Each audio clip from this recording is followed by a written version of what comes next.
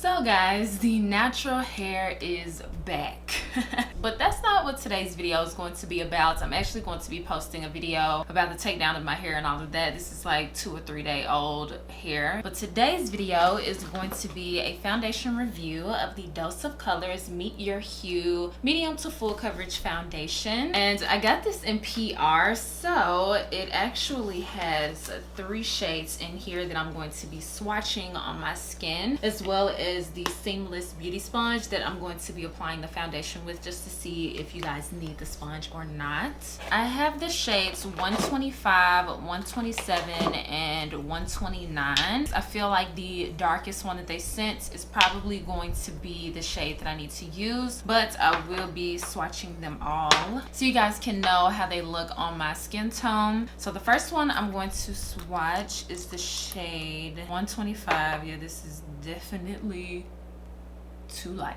This one right here is 127. That is work withable, but still not the shade that I would want to go with my tan right now. So the last one, like I said, is going to be the one I'm going with, which is the shade 129. That still doesn't look dark enough. So that is 129 right there. Still not dark enough, but I'm gonna have to go with it. So yeah, that's the shade I'm gonna go with, and these are just all 3 of them together. So this foundation comes in 42 different shades, so I'm thinking maybe like 1 shade darker, because it's kind of oxidizing, as you can see. If this doesn't match, then just 1 shade after this will be perfect. It isn't too bad at all now that it has settled into the skin. So they do oxidize maybe a half a shade to a shade darker than how they originally apply on the skin. So that's kind of a good thing, given that the shade was a little bit light on me originally. So it is a medium to full coverage foundation, which is a pretty awesome. I really like full coverage foundations, so that's kind of like my preference. But it also claims to have a like blurring effect, so it kind of blurs the appearance of fine lines and wrinkles and stuff like that. I like that it's fragrance free, which is really good if you have sensitive skin. It's oil free, which is good if you have oily skin. And it's paraben free, talc free, cruelty free, and vegan. Because it's talc free, it's a chance that this might not have flashback, but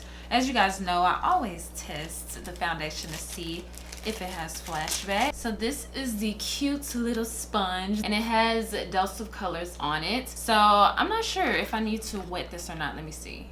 Yes, you do need to wet it, so I'm going to wet it really quick and I'll be right back. Okay, so it basically like doubled in size when I wet it, which is really good. So I'm going to go in with the darkest shade that I have, which is 129, and I'm actually going to prime one side of my face, and I'm going to use the CoverGirl Skin Primer. It's the CoverGirl Skin Primer, the mattifying one, and I'm going to use this on just one side of my face, focusing on the areas that do get oily. Okay, so I'm going to pump like 3 on the back of my hands, and then take the sponge and slowly apply it to the skin so that I don't like go overboard applying the foundation. Oh, that looks perfect. See, sometimes when you swatch foundations versus when you apply them, it's so different. Better or worse, just depending, but it's different sometimes. And I did have like a little bit of a blemish over here, and it covered up the redness. I do like this sponge. This sponge is really nice.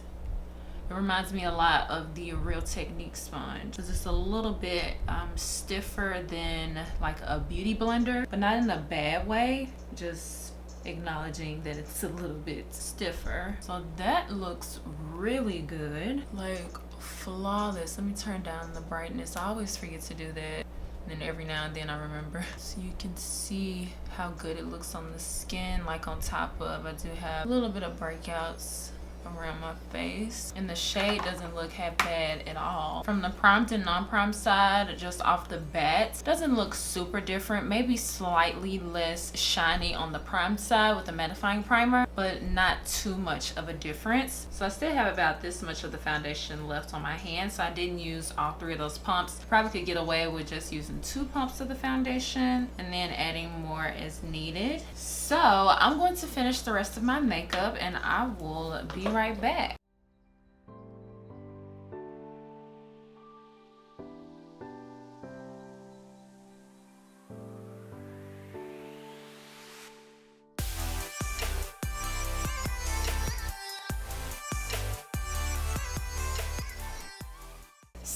I finished the rest of my makeup and it's 11:20, but the foundation looks flawless. Like, you guys can see that it looks pretty amazing, like both on the primed and non-primed side. Looks like you can get away with either using primer or not. So far as like the smoothness of the foundation, that blurring technology that they said the foundation has is definitely true. I feel like my skin looks super blurred. You can barely even see the pimple that I have there and the little one that I had over here. Like, if you're not paying attention to that, you can't really see it. And even on my forehead, you can't see really any of it, and I had like small little bumps up in here. So the blurring ingredients that they use for this foundation definitely work. When I applied bronzer and everything, the foundation looks pretty perfect. It just, when I finished the rest of my makeup, I did feel like it might have been a touch light, but once I applied the bronzer and everything, it looks a whole lot better, as far as like it matches me pretty perfectly.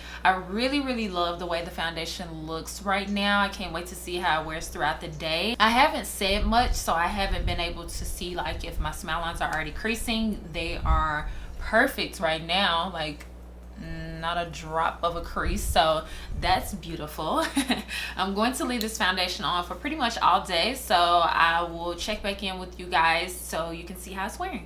So I look like I'm in the same spot, but I have done a lot of stuff and came back. It's actually 2:03 p.m. so I've had the foundation on for about 3 hours now. I'm actually not going to be able to wear this foundation for a full 8 hours. I didn't realize that I had a facial at 5 p.m. so sorry about that, but I will be able to tell you guys a lot about the foundation. I'll be able to wear it for 5 hours at least. There's not really much to update you guys on about this foundation. It still looks pretty flawless. I mean, I feel like I'm slightly not as matte as I was when I originally applied the foundation on both sides. You can notice it a little bit. It's just a little bit shiny, but it isn't bad at all. Still looks really good. I still absolutely love the finish of it. My smile lines look really good.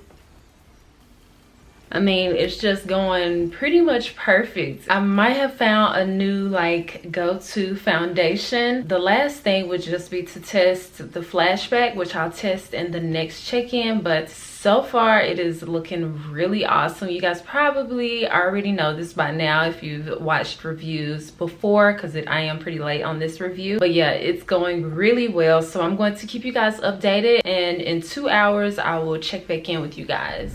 So I've never done this before and I'm so mad at myself. This actually happened 30 minutes ago, but I've been trying to calm down because I truly am mad at myself, even though I'm laughing, but I was not laughing 30 minutes ago. I made a mistake and took off my foundation before the end of this video, and I couldn't figure out what to do. Like, should I do the foundation review all over again? No. Should I just do what I'm doing now? The answer is yes, because I'm doing it now. So the foundation I wore for 5 hours because, like I told you guys, I am going to get a facial. That's why I made a mistake and took off my makeup before doing the review, because I'm trying to hurry up and make sure I make it to my facial on time. So please forgive me. I don't normally do this. I'm really sorry about this. But yeah, so I wore the foundation for 5 hours, which is a little bit shorter than what I normally do. But the foundation wore so amazing. Like, it's truly one of my new favorite foundations. I wore it for 5 hours and my smile lines did not crease at all the entire time, and that's unreal. That typically never happens for me. The foundation wore beautifully. I did the flashback test. In a regular lit room there's no flashback, and in a dark room it is flashback. It's just my whole face looks lighter than what it actually is. So that is that. I am so mad. I truly am so mad at myself. I can't believe I did that. But anyway, let me know what you guys think about the foundation. If you've tried it before, I think it's an amazing foundation. But you know what, Dose of Colors doesn't really make bad products, if I'm being honest. But let me know what you guys think about the foundation if you tried it down in the comments. Make sure that you subscribe to my channel. Even though I messed up this foundation review, please subscribe. And I promise I'll see you guys next time. Bye guys.